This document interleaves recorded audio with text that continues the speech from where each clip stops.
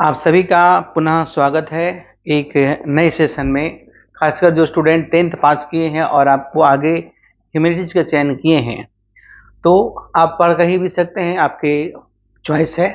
लेकिन किसी भी संस्था को ज्वाइन करने से पहले उस संस्था को विजिट करें, और विजिट करने के बाद ये जरूर देखें उसमें सुविधाएं क्या क्या आपको मिलती है, किस तरह से टेस्ट होते हैं, कितने टीचर्स पढ़ाते हैं। तो सबसे पहले बता दें, ये बिहार का पहले ही संस्था है और सबसे पुरानी संस्था है जहाँ पे जितने पेपर्स हैं उतने फैकल्टी हैं। हिस्ट्री अलग है, पॉलिटी अलग है, ज्योग्राफी अलग है, इकोनॉमिक्स अलग है, इंग्लिश अलग है, और 12th में हिंदी का आपको नोट्स यहाँ से मिलता है। दूसरी बात है, जितने पेपर्स हैं और जितने सब्जेक्ट हैं, और सभी स्टडी मटेरियल को बारीकी से देखें, समझें, उसके बाद डिसाइड करें। और जो व्यक्ति ह्यूमैनिटीज का चयन किए हैं, अब अपने आप को कमजोर नहीं समझें, क्योंकि आपको उसी तरह साइंस के विद्यार्थी की तरह या कॉमर्स के विद्यार्थी की तरह आपको मेहनत करनी है। यदि आपने चयन किया है कि हमें ह्यूमैनिटीज पढ़ना है, हमें आर्ट्स पढ़ना है, नो डाउट आप काफ़ी कुछ अच्छा कर सकते हैं लाइफ में। इसके लिए आपके पास 3 ऑप्शंस होता है। एक तो ऑप्शन सबका पहला चॉइस होता है कि हम सिविल सर्विसेज में जाएं, स्टेट पीसी एग्जाम में जाएं। दूसरा चॉइस होता है कि आजकल जुडिशियरी में जाएं, जजेज बने, वकील बने। तीसरा है कि मास कम्युनिकेशन, और भी बहुत सारे फील्ड हैं जिसमें आप जा सकते हैं, जिस सेक्टर में टूरिज्म है। लेकिन सबसे पहला चॉइस सिविल सर्विसेज होता है।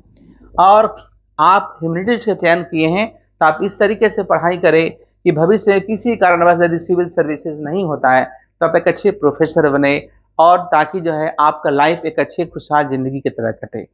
और उसके लिए आपको जो है 11th के बाद 12th जब जाते हैं तो हम सीयूटी करवाते हैं। सीयूटी करवाने का उद्देश्य ये है कि आपको इंडिया के टॉप लेवल के विश्वविद्यालय में कहीं ना कहीं आपको पहुंचा दें, ताकि आगे का रास्ता खुद से आप तय करें। क्योंकि जब तक आप गांव में पढ़े हैं तो लगता है कि हम बहुत कुछ हैं, लेकिन देखिए जब गांव से बाहर निकलते हैं, शहर से बाहर निकलते हैं, अलग अलग संस्था में जाते हैं जहाँ पर रिसर्च ओरिएंटेड पढ़ाई होती है, तो आपको लगता नहीं हम सर सही बोल रहे थे।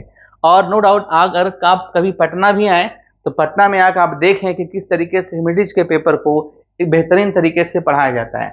चलिए मैं कुछ बातें बता दूं आप लोगों को कि जिस व्यक्ति को हम तक पहुंचना है। अगर जिनको ऑनलाइन भी पढ़ना है तो ऑनलाइन भी पढ़ सकते हैं, कोई दिक्कत नहीं है। हम जो आपका जो ऑफलाइन पढ़ाते हैं उसी कोर्सेज को लाइव प्रसारण भी करवाते हैं। और दूसरी सबसे बड़ी बात है कि सभी का जो है स्टडी मटेरियल आपको कंपाइल किया यहाँ से मिलता है। आपको एनसीईआरटी के अलावा कुछ भी लेना नहीं है। लेकिन अगर आपको मन है कहीं लाइब्रेरी से तो पढ़िए। अगर लाइब्रेरी जाने की आदत है तो जरूर जाएं, लाइब्रेरी जाना सबसे अच्छी बात है। और लिखने की क्षमता अपने आप को डेवलप करें। लेकिन चलिए सबसे पहले मैं आपको बता दूं कि हम तक पहुंचना है तो बस आप पंकज इकोनॉमिक्स आर्ट्स को टाइप करें, और देखिए यहाँ पे अशोक राजपथ जो है यहीं पे आना है, क्योंकि पहले ये संस्था भिखना पहाड़ी में था जो कि शिफ्ट हो गया अशोक राजपथ में आ गया, इसलिए क्लोज दिखाता होगा। यहाँ पे इस एड्रेस पे आइएगा, दिशा कॉम्प्लेक्स अशोक राजपथ। बाकी टेलीफोन नंबर वगैरह जो दिया होता है उस पर आप कॉल कीजिएगा तो आप यहाँ तक आराम से पहुँच सकते हैं। वैसे बहुत ही प्राइम लोकेशन है, आप जो है बहुत ही बेहतरीन प्राइम लोकेशन आपका जो है बता दें है कि जो विश्वविद्यालय के सामने आपको जो है आना है, पटना विश्वविद्यालय के सामने, किसी से पूछिए आपको बता देगा आना हो तो। दूसरी बात है कि यदि आप आर्ट्स लिए हैं तो अपने आप को भटकाव महसूस मत करें, क्योंकि कुछ कुछ लोग आपको डिस्करेज करने वाले मिलेंगे समाज में कि आप आर्ट्स पढ़ के क्या करेंगे, ह्यूमैनिटीज पढ़ के क्या करेंगे। देखिए क्या करेंगे ना करें उनको छोड़ दिए, आप देखिए आपको क्या करना है। अगर यदि आपको कुछ करना है, आपको अगर सिविल सर्विसेज क्वालिफाई करना है, आपको जुडिशरी में जाना है, आपको मास कम्युनिकेशन में जाना है, आपको टूरिज्म सेक्टर में जाना है, या आपको टीचिंग सेक्टर्स में जाना है, आप अपने दिल का सुनिए और आप अपने हिसाब से मेहनत कीजिए। हिंदी कमाने वाला व्यक्ति भी लाखों रुपए महीना पटना में कमाते हैं। तो आप तो बहुत अच्छे से पेपर पढ़ेंगे, इसलिए किसी विषय को यदि पढ़ें तो गहराई से पढ़ें। गहराई से पढ़िएगा तो कोई विषय खराब नहीं होता, सभी में इंटरेस्ट आता है और सभी का नेशनल इंटरनेशनल मार्केट में डिमांड है। इसलिए जब आप कोई चीज को पढ़ते हैं तो आप रिसर्च ओरिएंटेड पढ़ाई करें। रिसर्च ओरिएंटेड पढ़ाई क्या होता है, इसलिए मैं समय समय पर आपको संस्था में हम सेमिनार करवाते हैं, हम डिस्कशन करवाते हैं, हम बच्चों से बुलवाने का प्रयास करते हैं। हमारे यूट्यूब चैनल पर देखते हो कि मैंने बीच बीच में कुछ डिस्कशन करवाता हूँ। ओ इस तरह से करने से क्या होता है, आपके अंदर जो बोलने की क्षमता है आपके अंदर क्षमता तो है लेकिन आप बोल नहीं पाते हैं।